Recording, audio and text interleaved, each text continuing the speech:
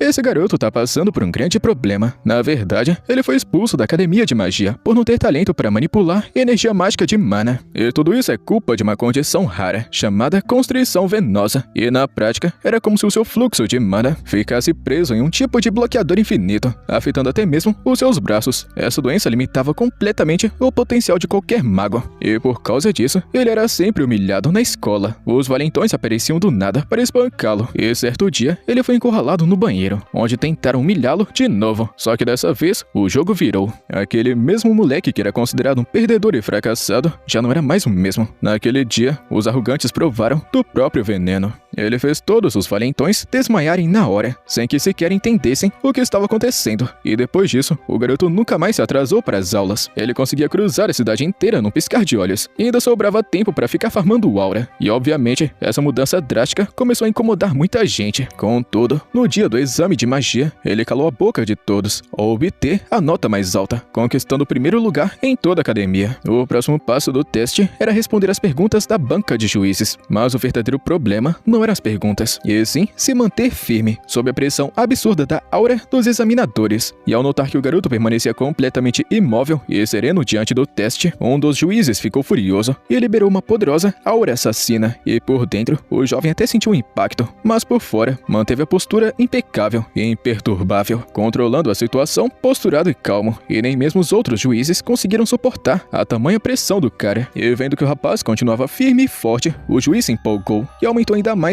a intensidade da sua aura. E naquele momento, a pressão ficou tão absurda que alguns dos examinadores chegaram a passar mal e vomitar, até que outro juiz foi obrigado a intervir e conter o caos. Esse homem ficou muito interessado como é que um moleque de 14 anos conseguia permanecer intacto, bem ali na sua frente, enquanto magos experientes não aguentavam o tranco. Com tanto poder e uma aura de Sigma, ele acabou chamando a atenção de todo mundo, despertando até o interesse da jovem princesa. E se você tá querendo saber como é que essa história chegou nesse ponto, a resposta é muito simples. Ele voltou no tempo e agora possui poderes absurdos. Com todo esse conhecimento do futuro, ele está prontinho da Silva para dominar a academia. E o nosso protagonista é um carinha chamado Russell Raymond, um jovem nobre que estudava nessa famosa escola de magia, mas que por não conseguir controlar sua mana, acabou sendo expulso e rotulado como um fracassado sem salvação. E para piorar a situação, o seu pai faleceu na guerra contra o Império, e sem alternativas, Russell passou a vagar pelo mundo, sobrevivendo igual mercenário de baixo nível. A única lembrança que ele guardava do passado era um anel com entalhe do olho do dragão. Alguns anos depois, quando sua sorte havia se esgotado por completo, o protagonista, Russell, aceitou um trabalho de limpeza em um museu, e foi lá que ele se deparou com o esqueleto de um dragão ancestral. E algo inacreditável aconteceu. No momento que ele se aproximou, o anel em seu dedo vibrou intensamente, despertando a energia do dragão ancestral. A lendária besta concedeu seu poder para Russell e o mandou de volta para o passado, direto para a época que ele ainda estudava na academia. Em um piscar de olhos, ele estava de volta, e do nada, a voz irritada de um professor ecoou, seguida pelo som seco de um livro acertando sua cabeça. Russell desperta do nada, com o professor dando uma bronca por ele ter dormido na aula. No começo, ele fica totalmente confuso, sem entender o que tá rolando, ou por que diabos que o professor Hubert está aqui na sua frente. Afinal de contas, em suas memórias do futuro, Hubert já havia morrido há muito tempo. Olhando para os amigos ao redor e depois para as próprias mãos, a ficha finalmente caiu. Ele realmente voltou no tempo. Como punição pelo desrespeito, Hubert expulsa ele da sala. Enquanto caminhava pelo corredor, nosso protagonista tenta entender que tipo de magia de alto nível seria capaz de realizar um feito temporal. Ele pensa que essa maluquice toda foi causada por conta daquele dragão ancestral. E é aí que ele percebe que seu anel sumiu de seu dedo. E por algum motivo ele também se pergunta se a sua falecida mãe tem alguma coisa a ver com esse mistério. E pouco depois, o professor sai da sala de aula. E mesmo com o protagonista pedindo desculpas, Hubert continua implacável e ordena que o jovem vá até sua sala particular mais tarde para uma conversa séria. E apesar de estar encrencado, Russell sente uma pontada de nostalgia por viver aquilo de novo, até que do nada ele leva um tapa na nuca. Era o grupo de valentões da academia, vindo provocar como sempre faziam. Um deles, um garoto loiro, tenta agredir Russell novamente, mas é segurado por um outro companheiro, que avisa que os professores estão por perto. Russell imediatamente reconhece o líder do grupo, Frederick. Enquanto os valentões se afastam na frente, o protagonista sente uma estranha empolgação por ter a chance de reviver reviver aquele momento. E do nada, uma tela de sistema aparece diante de seus olhos, apresentando uma tarefa obrigatória: dar uma lição naqueles valentões. E a recompensa, caso ele consiga, é uma pedra mágica. O garoto Russell não entende exatamente que tipo de magia ou ilusão é essa tela flutuante, mas antes que ele possa dar aquela analisada, Frederick o chama de longe, dizendo que ele pode escolher entre segui-los ou tentar fugir, pois o resultado seria o mesmo. E com um sorriso maléfico, ele percebe que aqueles idiotas estão implorando por uma surra. O garoto Russell decide resolver esse problema primeiro. Ele conta pra gente que após anos sobrevivendo como mercenário, aquelas ameaças baratas e os olhares de desprezo que Frederick lançavam não significavam nada para Russell, comparados aos monstros reais que ele costumava enfrentar no futuro. Aqueles garotos pareciam praticamente ursinhos de pelúcia. Assim que entram no banheiro, Frederick começa a disparar seus insultos arrogantes, mas o protagonista não fica calado e revida na mesma hora, chamando o valentão de cabeça de estrume. Os três valentões ficam completamente chocados com essa tamanha audácia, mas não pretendem recuar. O mais encrenqueiro do grupo perde a paciência e prepara um punho para desferir um soco. E sem hesitar, Russell avança com velocidade impressionante, desviando e acertando um golpe brutal, derrubando o idiota no chão. E vendo o amigo cair, o segundo capanga também parte para cima do protagonista, mas é atingido com a mesma força e desaba com um só golpe. Apesar do nocaute duplo, Frederick não se intimida. Na verdade, o líder dos valentões parece ainda mais confiante. Ele simplesmente ignora os aliados caídos no chão e se prepara para o combate. Enquanto avança, Frederick fica zombando Russell, dizendo que como rapaz não tem talento para utilizar magia, ele deve ter aprendido alguma arte marcial barata de rua. É exatamente o que se esperaria de uma família miserável como a dele. Em seguida, Frederick coloca 4 anéis mágicos nos dedos e faz questão de lembrar o protagonista que, embora o uso direto de magia seja proibido nos corredores da escola, pequenos artefatos mágicos ainda são permitidos. Com o poder dos anéis ativado, ele se atira contra o jovem mago. No entanto, o garoto Russell segura o soco de Frederick com muita calma, torce o pulso do idiota vagabundo e assiste ele caindo de joelhos, com uma dor insuportável. O olhar frio e implacável do garoto Russell abala Frederick profundamente, que fica furioso ao ver alguém que ele considera um lixo ousar tocar em seu nome e desafiar a sua força. Mas já era tarde demais. Um soco final e certeiro de Russell põe fim a essa discussão. E após essa bela lição nos valentões, o protagonista sai do banheiro e se senta encostado na parede do corredor, pensando se talvez não tenha exagerado só um pouquinho na força. Nesse exato momento, a tela flutuante do sistema aparece de novo na frente dele, entregando a recompensa prometida, uma pedra mágica de nível mais baixo. Assim que o fragmento surge em sua mão, uma nova notificação do sistema ordena que ele consuma ela. O protagonista fica hesitando por um momento, sem saber ao certo se deveria engolir essa pedra, mas logo pensa que aquele comando bizarro deve ser um dos presentes conectados à sua nova chance na vida. Ele então fala que vai arriscar e começa a mastigar a pedra, surpreendendo ao perceber que, na verdade, ela tinha um gosto muito bom. E do nada, uma intensa energia vermelha, a pura mana, começa a sair de seu corpo. A energia envolve ele completamente, e a interface do sistema confirma que ele absorveu com sucesso a mana contida no cristal. Logo em seguida, ele sente uma pressão forte no peito e entra em pânico por alguns segundinhos. Mas ao entender exatamente o que está rolando, ele respira fundo e coloca as mãos sobre o coração para recuperar o controle. O garoto Russell percebe que a energia consumida não está se dissipando de forma desordenada. Então ele se acalma e deixa o fluxo agir naturalmente. A tela do sistema reaparece na sua frente, indicando que a mana em seu círculo está aumentando drasticamente. O mais impressionante é que essa energia não está apenas flutuando, ela está sendo diretamente assimilada pelo círculo mágico ao redor de seu coração. E mantendo a calma, ele se alegra ao notar que seu corpo está finalmente se estabilizando e um sorriso surge no seu rosto. Ele sabe que acabou de descobrir um verdadeiro tesouro escondido, e com esse novo método de absorção de sistema, ele finalmente teria uma chance real de superar a constrição venosa que sempre limitou seu fluxo de mana e arruinou seu potencial. O garoto Russell se lembra de forma amarga da decadência da sua família e de sua expulsão humilhante da academia, e de como foi obrigado a viver como mercenário de terceira categoria no futuro. E agora, com essa nova realidade, ele sente que tem um poder necessário para mudar o destino. Se sentindo completamente renovado, ele volta a caminhar pelo corredor. Pouco depois, Russell bate a porta do escritório do professor Hubert e recebe permissão para entrar. Ao passar pela porta, o velho mestre pede para que ele se sente. O jovem obedece, sentindo aquele clássico desconforto de estar na diretoria. Hubert chama ele pelo nome, com aquele tom sério que só os professores têm. O velho mandão encara ele nos olhos e diz que Russell não tem agido como de costume naquele dia. Tentando decifrar o comportamento do aluno, o professor começa a lançar algumas suposições sobre o que poderia estar de errado com ele. Então, Hubert pergunta se ele está passando por algum tipo de dificuldade. O professor comenta que ouviu boatos de que alguns colegas estavam provocando ele, e se pergunta se esse é o motivo das suas notas terem caído de rendimento.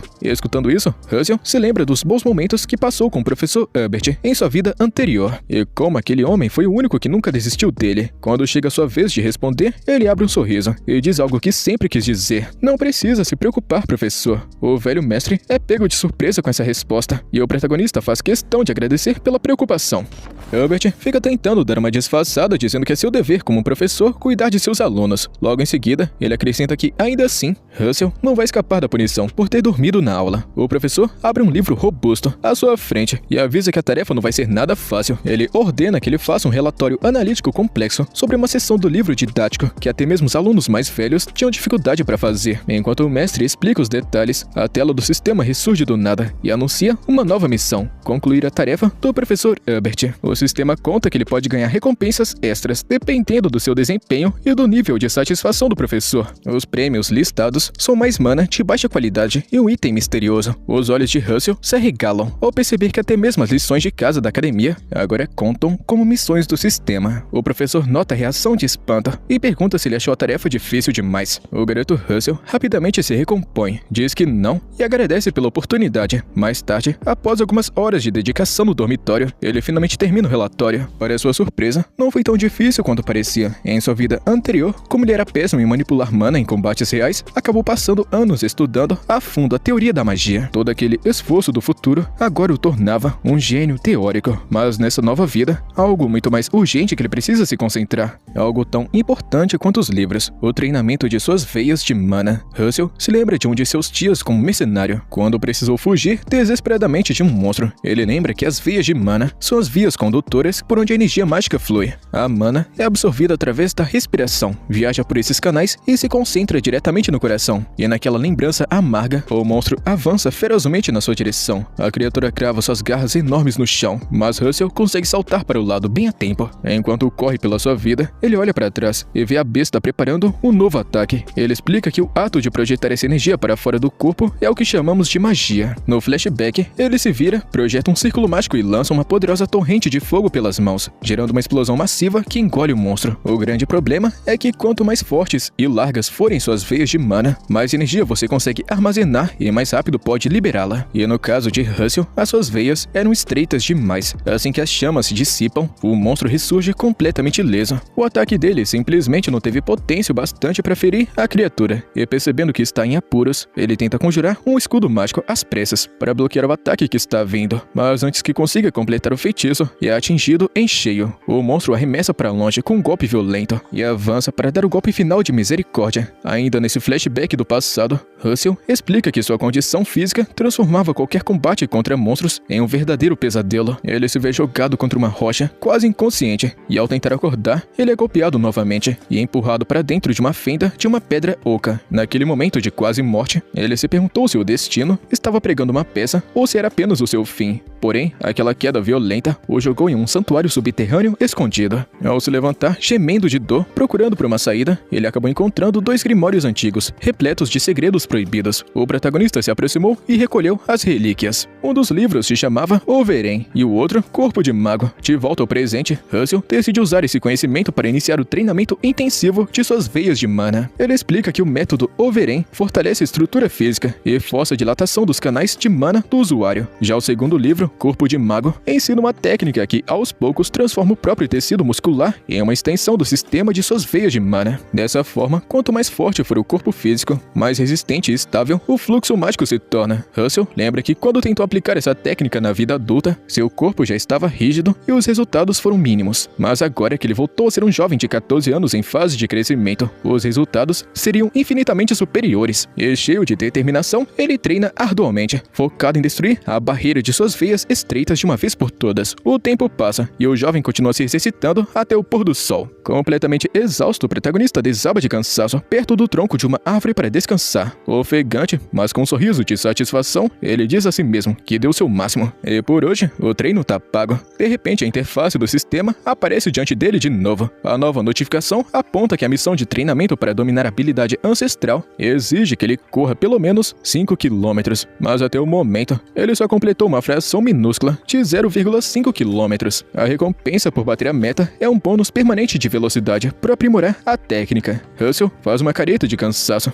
mas usa o aviso de combustível para se motivar ainda mais. O sistema detalha que ele poderá repetir essa missão diretamente enquanto treina o seu físico. No entanto, há um porém. Com base no seu progresso diário, a distância exigida continuará aumentando progressivamente. Além disso, o alerta deixa claro que assim que ele atingir um determinado nível da técnica, ou verem, a missão vai deixar de aparecer de vez. E assustado com esse prazo, Russell se pergunta o porquê de tanta pressa. O aviso do sistema está parecendo até uma ameaça disfarçada, fazendo com que ele decida ignorar a exaustão e continuar correndo. Ele tem plena consciência de que milagres como essa segunda chance não acontecem duas vezes, então não se pode dar ao luxo de ficar parado e deixar essa oportunidade escapar. Ele força suas pernas ao limite. O painel flutuante mostra 1,4 km, depois salta para 2,7 km e então um total de 5 km.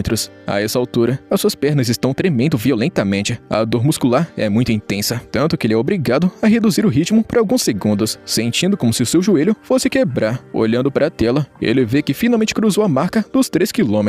Na realidade, ele estava até alucinando, mas ainda faltam 2 km para fechar a meta de 5, o que significava que o objetivo estava logo ali. O preço de ter sido um moleque sedentário está custando alto. Então, concentrando o restinho de energia que ainda restava no corpo, Russell parte para seu último esforço desesperado. Ele fica um tempão correndo como se fosse maluco para alcançar a meta, e no final da madrugada, a notificação tão esperada pisca em sua visão. Missão concluída e recompensas liberadas. Ele simplesmente desaba no chão de grama, sentindo que se desse mais um passo, o seu coração iria explodir. Mesmo completamente esgotado, a brisa fresca da noite traz um sorriso ao seu rosto. Ele só não faz ideia de como vai encontrar forças para voltar ao dormitório. Na manhã seguinte, o professor Herbert examina detalhadamente o relatório entregue pelo jovem e fica profundamente impressionado com o nível de complexidade e profundidade da análise. O mestre dá uma ajustada nos óculos, olha seriamente para o aluno e pergunta se ele realmente escreveu tudo aquilo sozinho, sem a ajuda de ninguém. O garoto Russell dá um sorriso confiante e confirma que sim. O professor nota a firmeza em seu olhar e admite que está mais do que satisfeito com esse trabalho. Nesse instante, a tela do sistema aparece novamente, confirmando a conclusão da missão acadêmica. Suas recompensas se materializam. Outra pedra de mana de baixa qualidade e uma gema mágica do mesmo nível. Além disso, o sistema conta que ele conseguiu adquirir uma melhoria drástica em sua compreensão sobre a arte da conjuração. Na prática, isso se converte em mais poder ofensivo, menor consumo de energia e uma velocidade de conjuração muito mais rápida. Russell percebe, fascinado, que quanto mais a sua mente absorve a teoria, mais o sistema impulsiona os seus poderes práticos, e querendo extrair o máximo de vantagens dessa nova realidade, o garoto Russell está querendo agir rápido. Herbert elogia mais uma vez o desempenho do rapaz e avisa que ele está dispensado. Porém, antes de cruzar a porta, o protagonista resolve pedir um favorzinho ousado para seu mestre. Escutando o pedido, Herbert franze a testa e pergunta o motivo de um jovem moleque estar querendo autorização para frequentar a biblioteca principal dos professores da faculdade. O mestre então conta que a biblioteca padrão dos estudantes já deveria ter livros mais do que suficientes para o nível dele. E é aí que o garoto Russell joga sua carta na manga e revela que já leu absolutamente todos os livros da biblioteca dos estudantes. Essa fala é tão absurda que chega a ser difícil de acreditar. Herbert pergunta novamente, querendo ter certeza de que ele não está exagerando. E o garoto Russell reafirma com total seriedade. O professor admite que está em choque com a dedicação do garoto. No entanto, mesmo que isso seja verdade, considera acesso aos arquivos avançados da faculdade é algo restrito. Ele explica que para conseguir a permissão, o protagonista vai precisar passar por uma série de testes rigorosos elaborados por ele. Russell se anima rapidamente e concorda, sabendo que esse desafio é mais do que justo. Logo em seguida, um monte de missões do sistema aparece diante de seus olhos, tudo conectado com os desafios que o professor passou para ele. Enquanto caminha pelos pátios da academia, o jovem pensa sobre a quantidade de tarefas que o mestre deu para ele, e fica pensando e dando risada que esse velho é realmente muito chato e exigente, mas ele sabe que no final, isso até que vale a pena. Ele jura para si mesmo que vai obter acesso ao conhecimento proibido e avançado da academia, não importa o preço. Afinal, cada tarefa concluída significa mais pedras de mana gratuitas, que vão ser todas entregues por esse sistema mágico bizarro. Uma verdadeira vitória dupla. E mais tarde, enquanto faz uma pausa para beber água, o garoto Russell escuta passos pesados se aproximando. Alguém o chama pelo nome completo, com um tom carregado de arrogância. É ninguém menos que Frederick Anton.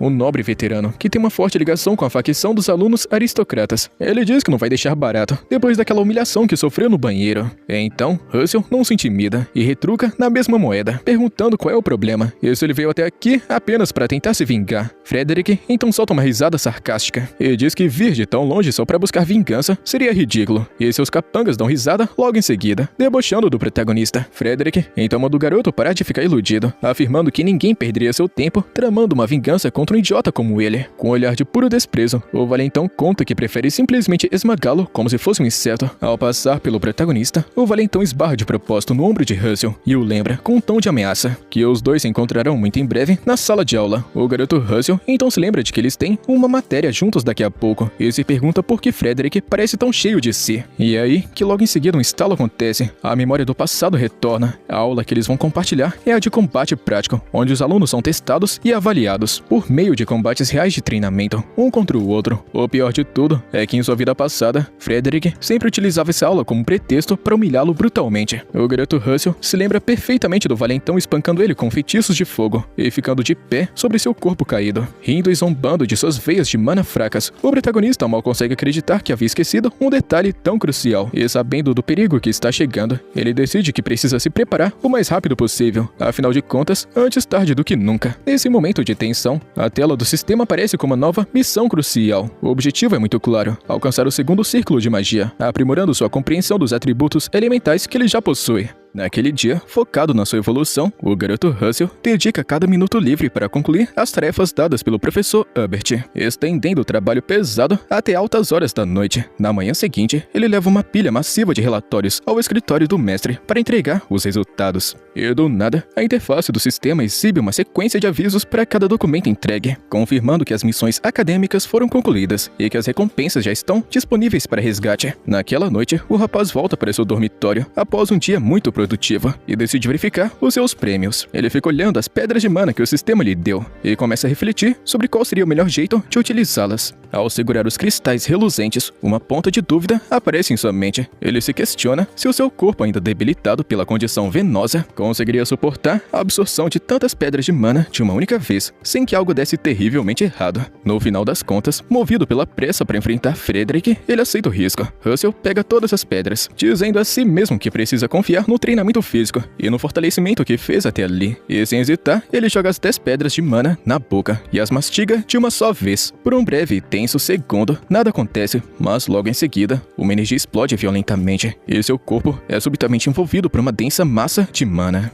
O efeito colateral se intensifica, a ponto de uma luz ofuscante preencher cada canto do quarto. Uma dor ardente e devastadora se espalha por seus músculos, forçando e puxando toda aquela mana bruta diretamente em direção ao seu coração. Usando o conhecimento de sua vida passada, ele abre um caminho à força, através das suas veias de mana estreitas, moldando e guiando o fluxo de energia com precisão cirúrgica. Ele continua direcionando a energia mágica, empurrando ela para a câmara do coração. O processo é muito doloroso, mas ele suporta a situação sem dar sequer um único grito. Concentrado, ele começa a desenhar um novo círculo mágico ao redor do coração, logo acima do primeiro, para romper a barreira e alcançar o segundo círculo. Ele sabe que um único deslize pode significar a morte, pois seu coração não iria aguentar a explosão de um círculo imperfeito. O protagonista desenha cuidadosamente os complicados padrões do segundo anel, mas acaba hesitando bem perto do final, tomado pelo medo de estragar tudo. Porém, ele sabe que não tem como voltar atrás. Então, com pura força de vontade, ele completa o traço final. As suas veias começam a sugar toda a mana que ficou no restante. O círculo se fecha. Russell se recusa a ceder à dor, não importa o preço que tenha que pagar. O garoto tem plena consciência que nunca irá se tornar um mago de classe mundial e mudará o destino de sua família se falhar aqui. Ele jura para si mesmo que vai dominar o segundo círculo. E de repente um raio de luz incrivelmente intenso aparece nas janelas do quarto. Momentos depois, o protagonista abre os olhos, caído no chão, e percebe que o ambiente está calmo. Sentindo a nova assinatura de energia no seu peito, a ficha finalmente cai. Ele realmente conseguiu. O segundo círculo agora era dele. Finalmente, uma mana muito mais densa e pura flui suavemente por todo seu corpo. Enquanto ele fica deitado recuperando o fôlego, o painel do sistema aparece para avisá-lo de que a missão principal foi concluída com sucesso e as recompensas estão prontas para uso. A sua compreensão sobre os atributos elementais foi drasticamente ampliada, o que aumenta o poder de destruição de cada uma das suas magias básicas. Na manhã seguinte, totalmente revigorado e pronto para o combate prático, o garoto Russell observa de longe o professor professor lendo os últimos relatórios entregues. O mestre fica completamente surpreso, dizendo que não consegue acreditar que o rapaz terminou todas aquelas tarefas complexas em tão pouco tempo. Em seguida, avisa que tem uma última pergunta a ser feita, antes de liberar a permissão do acesso. Porém, dessa vez, é uma questão muito mais profunda e conceitual do que as outras. Qual das 4 estruturas que compõem a magia é a mais importante? A pergunta pega o garoto de surpresa, fazendo ele ficar em silêncio por um instante para refletir. O professor Herbert percebe essa hesitação e começa a se arrepender da provocação. Afinal, aquela era apenas uma teoria avançada, que só ele havia descoberto recentemente, e ele não queria sobrecarregar a mente de um aluno. O professor se levanta rapidamente, tentando aliviar a tensão. Ele se oferece para mudar de assunto e perguntar outra coisinha, mas Russell, que estava apenas organizando seus pensamentos em silêncio, começa a responder assim que o mestre abre a boca. Herbert recua, chocado com a confiança do rapaz, e por ele realmente ter uma resposta para um enigma tão complexo. O professor se cala e presta total atenção. O garoto finalmente explica a sua ideia, afirmando que a parte mais importante de toda a estrutura mágica é a imagem mental do conjurador. E por um segundo, o mestre fica hesitante, digerindo e processando o peso daquelas palavras. Herbert então pergunta sobre o porquê dele acreditar nisso. O protagonista escolhe cada palavra com precisão cirúrgica antes de explicar. Ele conta que a magia é o ato de manifestar algo no mundo, moldando a energia mágica de mana. Ele detalha que esse processo é dividido em 4 etapas fundamentais. A primeira é a assimilação, onde o mago estuda e compreende as leis que reagem aos fenômenos naturais. A segunda é a visualização mental, onde ele projeta em sua mente aquilo que aprendeu. A terceira é a construção, o momento de elaborar as fórmulas e equações mágicas para estruturar toda a imagem. E a última etapa é a manifestação, quando a magia finalmente ganha forma no mundo físico, através da fórmula ativada. O protagonista acrescenta que tanto a construção quanto a manifestação são técnicas lineares que podem ser dominadas através de puro estudo e trabalho árduo. Mas a visualização mental funciona de um jeito diferente. Ela não aparece apenas do esforço repetitivo. O que determina seu nível é a coragem e a ousadia do mago em romper barreiras acadêmicas e imaginar sem restrições. Para provar suas palavras na prática, o garoto Russell estende a mão e conjura uma pequena chama viva. Ele demonstra que consegue visualizar aquela simples chama assumindo o formato de uma flecha, e fazendo isso, o feitiço instantaneamente se eleva para a magia de segundo círculo, a flecha de fogo. E sob o olhar do atento professor, o fogo na sua palma se molda perfeitamente na forma de um projétil pontiagudo. Russell complementa dizendo que se ele quisesse, poderia imaginar aquela energia sob qualquer outra forma, e a chama seguiria fielmente a sua mente, se transformando em algo completamente inédito. Ele explica que um mago jamais deve limitar a sua própria imaginação, pois é justamente nessa liberdade que mora o poder de criar feitiços que o mundo nunca viu. O velho mestre escuta cada argumento em absoluto choque, concordando mentalmente com o raciocínio brilhante do aluno. O garoto então finaliza, afirmando que tudo começa com a profunda compreensão do mundo, para então flexibilizar essas regras e dar vida a algo belo. Ele fecha a mão, apagando a chama, e encerra sua explicação com total convicção. O professor Herbert permanece em silêncio por alguns instantes, refletindo sobre quão extraordinário e maduro aquele jovem havia se tornado. Finalmente, ele quebra o silêncio e admite que Russell comprovou com maestria exatamente o que ele suspeitava. Com um sorriso orgulhoso, Herbert fica brincando, dizendo que a biblioteca dos estudantes agora ficou pequena demais para o talento dele. E nesse exato momento, a interface do sistema pisca na visão de Russell, avisando que a missão de acesso ao primeiro andar da biblioteca dos professores foi concluída com sucesso, dando a ele mais 2 pedras de mana de baixa qualidade. Mais tarde naquele mesmo dia, o jovem rapaz finalmente cruza as portas do primeiro andar da biblioteca restrita da faculdade. O ambiente é vasto, imponente e muito maior do que ele imaginava, capturando sua atenção de imediato. Não tinha a menor comparação com o arquivo público dos alunos. Russell examina rapidamente os corredores de estantes, localiza livros com teorias avançadas e se acomoda em uma pequena mesa para iniciar a leitura. Para ele, aquelas páginas eram muito mais úteis do que qualquer conteúdo que ele costumava estudar. Mas aí do nada, sons de passos leves de uma mulher ecoam pelo local. Ela entra na biblioteca e passa a observar o protagonista por trás. E quebrando o silêncio, ela comenta de um jeito diferenciado que o protagonista escolheu um livro muito interessante. Assustado com essa voz repentina, o protagonista percebe que não está sozinho nesse lugar. Ele larga o livro sobre a mesa e se vira rapidamente para trás. Mas para sua surpresa, o corredor está completamente vazio. É então que ele sente uma presença e percebe que, em uma velocidade sobre-humana, a mulher havia se movido para bem na sua frente, fazendo um gesto suave para que ele olhasse diretamente para os olhos dela. Vestida com trajes imponentes de maga, a figura daquela mulher parece familiar, e o garoto Russell a reconhece imediatamente. A mulher abre um sorriso, e o jovem se dá conta de que está diante de Daria Snow White, a lendária mestra da Torre da Chama. Ele a cumprimenta respeitosamente com uma reverência rápida e se apresenta. Por dentro, o protagonista se sente muito desconfortável e tenso perto dela, e não era pra menos. Daria é uma maga que conseguiu chegar no lendário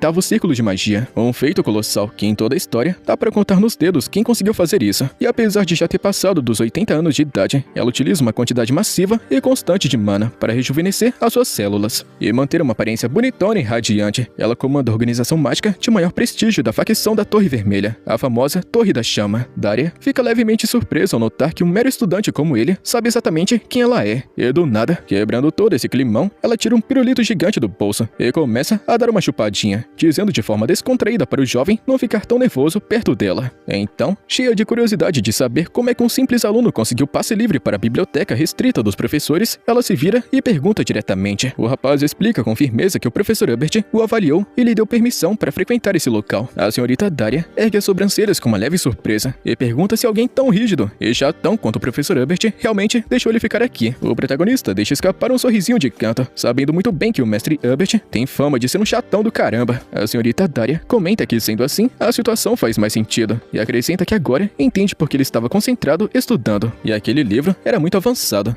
Observando de mais perto com seus próprios olhos analíticos, ela percebe algo incomum. A energia que está emanando do corpo do rapaz é extremamente pura, e o seu fluxo flui de maneira incrivelmente constante. Ela fica avaliando de cima a baixo mais uma vez, e fica murmurando para si mesma que prodígios como ele são raros hoje em dia. Caminhando elegantemente para o lado, Daria diz a ele para não se preocupar, e para aliviar a tensão do jovem, ela garante que não está aqui para dar uma bronca ou confiscar os seus livros. O garoto Russell se curva novamente em sinal de respeito, e agradece pelas palavras gentis da lendária maga. E sem aviso, a senhorita Daria bate levemente seu cajado contra o chão, fazendo uma luz brilhante e ofuscante acontecer por todo o corredor. Ela deixa um último conselho no ar, dizendo para ele expandir os seus horizontes e crescer o máximo que o seu talento permitir. Mas quando Russell pisca os olhos e olha para trás, ela já havia sumido. Apenas os resquícios daquela luz radiante flutuavam no ambiente, indicando que ela havia utilizado uma magia de teletransporte instantâneo. O protagonista só consegue encarar o espaço vazio, chocado. Após absorver o impacto desse encontro maluco, ele recolhe suas coisas, sai da biblioteca dos professores e fecha a porta silenciosamente, ainda muito impressionado com o que acabou de presenciar. Enquanto caminha pelo corredor, ainda perdido em seus próprios pensamentos sobre a mestra da torre, ele escuta uma voz arrogante ecoando logo atrás, perguntando se é ele mesmo quem está parado ali como se fosse um idiota. O garoto se vira e dá de cara com Frederick Anton e seu grupo de capangas. Um dos amigos de Anton então toma a frente e pergunta de forma agressiva por que um fracassado como ele está saindo da biblioteca dos professores, perguntando quem ele pensa que é para estar ali. Então solta uma risada debochada e fica zombando, dizendo que ele talvez tenha puxado o saco ou implorado para algum professor, mas isso não muda o fato de que ele continua sendo um grande fracassado. Os idiotas começam a se afastar rindo alto, e Frederick então joga uma última provocação, dizendo em tom de deboche para Russell continuar se esforçando ao máximo. Antes de virar o corredor, o vilão loiro olha para trás com desdém e dispara que não importa o quanto o protagonista tente, o esforço dele não vai fazer diferença alguma no final.